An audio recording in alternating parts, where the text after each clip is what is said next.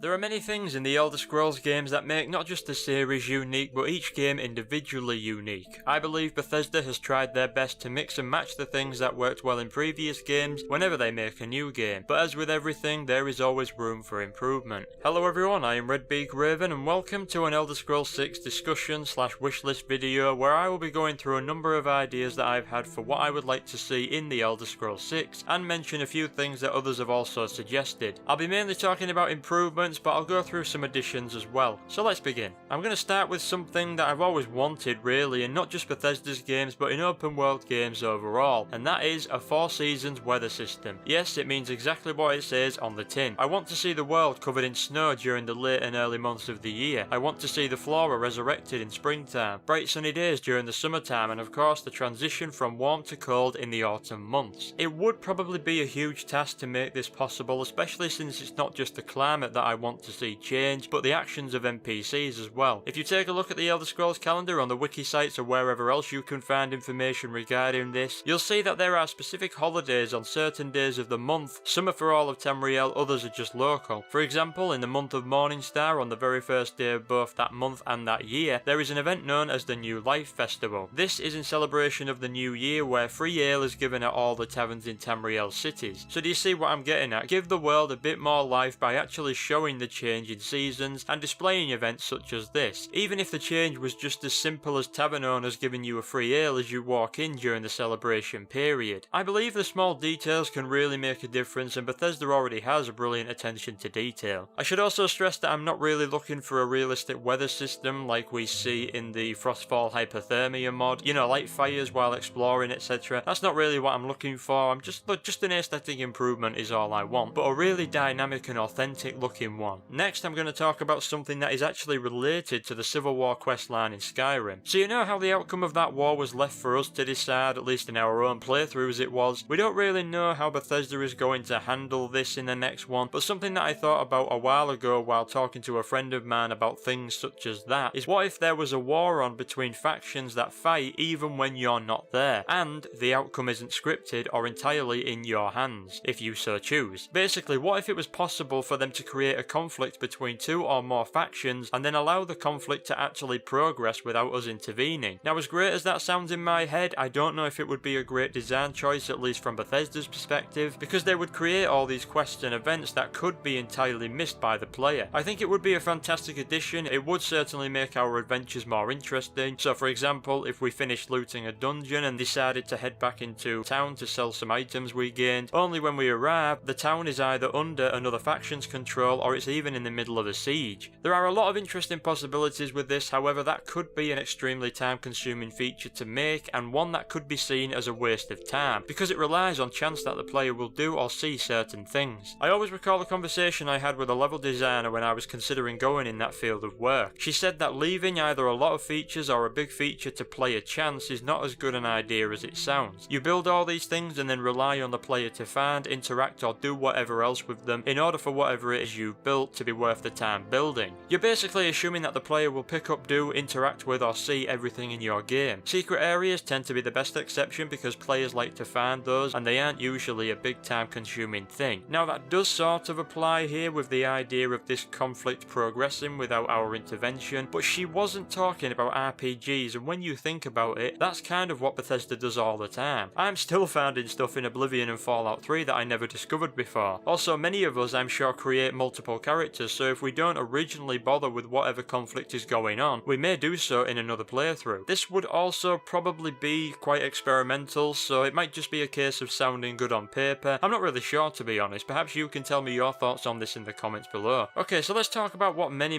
fans have been asking for since probably Skyrim, and that is a new game engine. So there are many pros and cons to this, probably more pros, but one of the issues with this is pretty much humanity's worst enemy, and an Elder Scrolls fan or Fallout fan's worst enemy, and that is time. With every new game of theirs, Bethesda has upgraded the engine they use. The Gamebryo was used for the creation of Morrowind, Oblivion and Fallout 3, but for Skyrim they decided to create their own engine, which is the Creation Engine, which was later upgraded for Fallout 4. Bethesda had previously made their own engine called the Zengine, which was used for their earlier games before favouring the Gamebryo. So Bethesda do have experience with engine creation, but it doesn't change the fact that it will take time to make a new engine, or even completely overhaul overhaul the current one. So the point I'm making is that if we want this to happen, then we have to be prepared to pay the price of potentially waiting longer than we would have for the next Elder Scrolls game, or probably even the next game, seeing as though we have some idea that they're going to be doing 1 or 2 projects before the Elder Scrolls 6. Now, some people would and have argued that one of the reasons for why Bethesda's games are so special is because of the engine that's used to make them. Yes, you could say that, it does offer a nice balance in the overall scheme of things. I certainly don't think the graphics are as bad as a lot of people make out, although I do think that us gamers today are spoilt when it comes to how good games look. And for gamers constantly demanding for better looking games, it's probably just making developers focus less on other things. You know, the important things that actually make a game entertaining and not just a pretty thing to look at. Dicey Star Wars Battlefront, if you want a good example. The engine is also good for modders who definitely do things with the creation engine that Bethesda themselves could not have imagined. But of course, the biggest issue that's always been there and is not likely to ever go away is how bugged the games are upon release. Now, I don't know a great deal about game engines and whatnot, but I can be sure that even if they made a new or even futuristic game engine, the bugs would still be there. Bethesda's games to me are like huge complex machines that have many moving parts that are always breaking, and thus makes the machine unpredictable. And I'll take a guess that many players out there have probably had bugs and glitches that no one else has ever had. Although bugs aside, it doesn't take a developer to realise how unstable Bethesda's games can be, and size isn't really an issue in this case, because we've seen their games run smoothly on PC and consoles, sort of. I think if what I've read is right, Skyrim Special Edition runs smoothly on console, for now. So we could partially blame the hardware that consoles use, but as a previous console-only gamer, even I can say that their RPGs are just meant for PC, and it has kind of always been the case. So Bethesda probably could do more on their end to sort this out, specifically with the game engine, seeing as though it clearly doesn't agree with consoles. So there are many reasons for why they need a new engine, and a few reasons for why they don't. Personally, I'm a bit torn with this. I wouldn't say no to a new engine, but then I wouldn't mind them using the same engine that's been upgraded, although I probably would easily change my mind if the next title is a complete unstable bugfest on not just PC, but consoles as well. But I would probably most likely advise Bethesda to create a new engine. Right, let's move on. That lasted longer than I wanted it to. So let's look at something that is kind of in Fallout and I think should be tried in the Elder Scrolls. Realistic limb damage would be a nice addition to combat, I think. I'm not really going to talk about the combat in terms of what needs to be changed and so on, because I'm trying to focus on what things I want to see and what needs to be improved, rather than what needs to be changed or what was wrong. So when I say realistic limb damage, what I actually mean is that characters react appropriately to being hit in certain places. An arrow to the knee, for example, makes the enemy or even the player stagger like when you've got a crippled leg in the Fallout games. A slash across the arm lowers their fatigue and damage output. It would make combat a lot more lethal for both us and NPCs, but it would also be a lot more interesting. Meaningful combat, I think, is what I'm looking for, and this would definitely help towards that. Another thing I think could be improved is the marriage system. Now, I liked this in Skyrim despite the fact I hardly ever bothered with it, but a lot of people have said that they would like to see this be in more depth, and I think that is why I didn't care that much for it. It kind of felt like you had a follower with unique dialogue that just really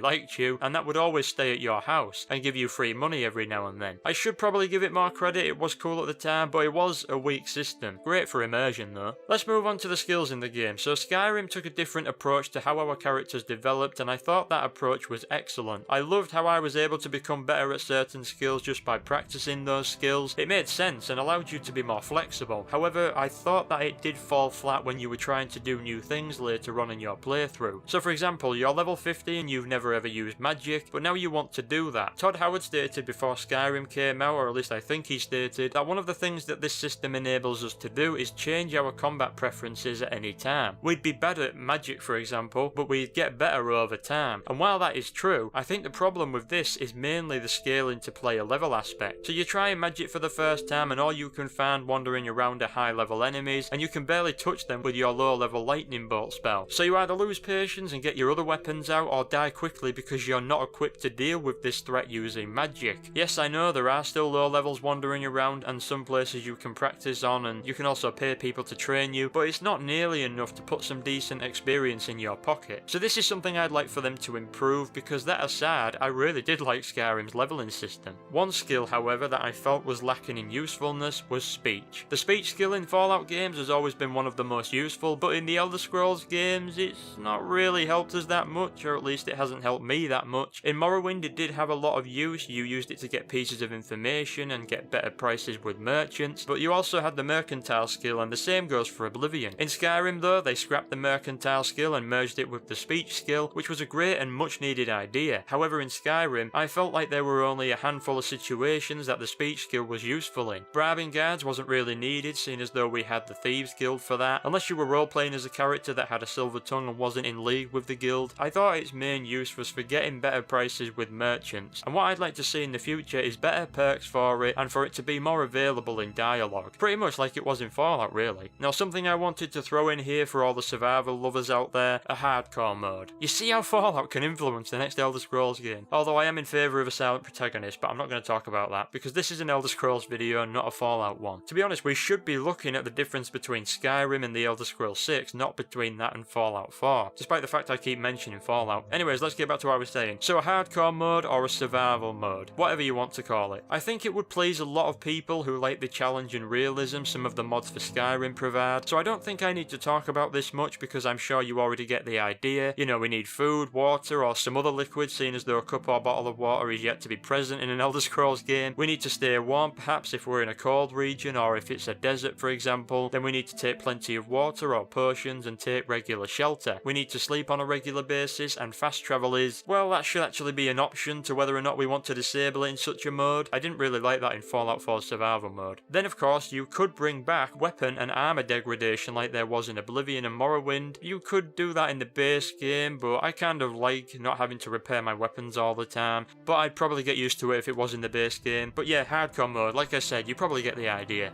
And on to the last thing that I want to talk about, which is the role playing itself, or rather something in relation to that. Now, while I don't want them to necessarily change the introduction the Elder Scrolls games are oh so famous for, and plus that would contradict what I said earlier about focusing the video on additions and improvements, although I have probably contradicted myself already, so sod it. I don't want them to keep doing the same thing over and over again. I wouldn't mind it. I mean, I do like starting out as a vault dweller all the time in Fallout games. There I go again with Fallout. But I would like them to try something different, and we should all know by now that Bethesda are not afraid to try new things. Although being an unknown prisoner does give you a lot of space to roleplay, I feel like the same could be said for taking a much more improved approach to the introduction and character creation aspect. One of the most popular mods for Skyrim is the Live Another Life mod that not only allows you to choose a different life for your character, but also stops you from seeing the same bloody introduction again and again. I suppose what I'm asking for is for Bethesda to make the introduction a lot more interesting for those times we create multiple characters. They could just adopt the same method the mod uses, but what I'd be interested in seeing is how they could go about making it more roleplayer friendly, I think is the right thing to say. So they basically could have this introduction that applied to different situations. Let's take Skyrim for example. So as a prisoner you're about to be executed and then Alduin attacks and the story goes on from there, as we all know. Now what if upon clicking that new game button we were presented with some options to choose from? You could have the usual prisoner introduction, then maybe an introduction where you're actually a guard in another town that also gets attacked by Alduin. Another option where your character is on a boat heading for Skyrim that gets attacked by Alduin and then you end up being shipwrecked. You know, give us 3 or 4 options to choose from. I'm not asking for a dozen possibilities, although I wouldn't say no, just something that makes the introduction a lot more interesting, specifically when creating another character. That actually leads me on to say that for all the wish list we fans make, we'll never really beat the best source for ideas, which I believe is the mods. If Bethesda does indeed look for ideas outside of their own, then in my opinion the best place to go is the Nexus site. Obviously don't ignore all the other stuff, but we know Bethesda takes inspiration from the modders, and I'm just saying that maybe it wouldn't be such a bad thing for them to do it more often. We modders set out to not only add or change things, but to also improve things. I did it with Fallout 4 by creating something that I think helps me not become a pack rat all the time, and thus ruin my exploration experience. Just because a mod improves on something in the base game doesn't always mean that the vanilla version is crap. It just supports the saying that there's always room for improvement. So at the end of the day, I just want them to take more inspiration from modders, because the Nexus sites and now BethesdaNet and the Steam Workshop are full of some of the best creations ever. I'm not saying they should directly copy the mods, even if they are allowed to do that, but just use them often as a template, I suppose. And of course Bethesda should do what they want as well. But for now, that is all I have for this video. Now let me know in the comments below what ideas you have for the Elder Scrolls 6, what aspects do you think should be improved, any completely new ideas that you might have, and what do you agree or disagree with in this video. Please let me know if you have any thoughts on this, I would like to hear what you have to say. Also stay tuned if you want to see the next Elder Scrolls 6 wishlist discussion video thing, where I will be talking about what features from previous Elder Scrolls games I'd like to see in the next one, and probably talk about Fallout related ones as well. Although it's not the